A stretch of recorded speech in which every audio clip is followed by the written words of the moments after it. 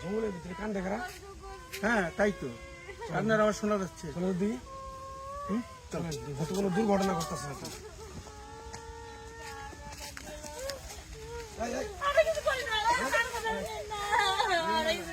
তোমরা কান্দা করো। আচ্ছা জিজ্ঞেস কি হয়েছে? তোমাদের কি হয়েছে? স্যারের কাছে সব খুলে কও। তোমরা আমরা তোমার সত্য বেশি রাইতে বেলায় তাকে নিয়ে আইছিল দুইটা লোক বিশাল রাখছে, রাখের পরে সকালবেলা ভোরবেলা চলে গেছে টাকা না দিয়ে। আমরা পেটে দায়ে কাজ করি, কাজ কাম পাই না দেখিয়া। এই তোমাদের মাথায় একটু খেললো না? তুমি একটা পুরুষ, চিনো তাদের? চিনো না? তার সঙ্গে কেন আসলে? টাকার জন্য আসছি। আমাকে কইছে বেশি করে টাকা দিব, এই লোভে আইছিলাম আমরা, কিন্তু টাকা পয়সা দেয় নাই। না, আর আমাকে মারছে, কইছে বেশি চিল্লাচিল্লি করবি তোকে এনে একবার শেষ করে দিয়ে তুই যাবো। 3 নাম্বারে ফোন দিতে পারো নাই? আমাকে মোবাইল টোবাইল সব নিয়ে গেছে তো, এগুলা সেই সময় সুযোগ দিছে। ওরা তো মনে করেন তো বড় গ্যাং, বুঝছো? এটা এইগুলা করে বেড়ায়।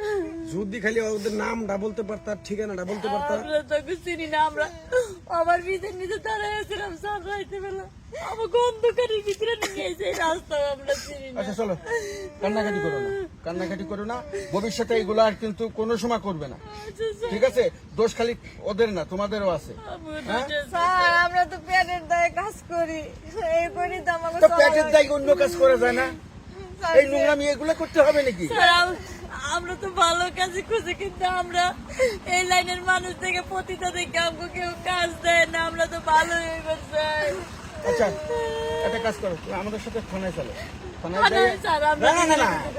তোমাদের কিছু বলা হয় না, তোমাদের কোনো তো দোষ নাই, তোমরা তো এখন নির্যাতিত হয়েছে, তোমাদের কিছু বলা হবে না। খালি একটা ই করে আসবে, না না না না না, একটা মামলা করে আসবে, বুঝছো?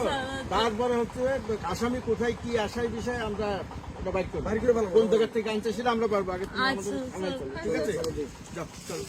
দেখছেন স্যার, যদি আমরা এইখানে না আসতাম তাহলে আরো বেশি।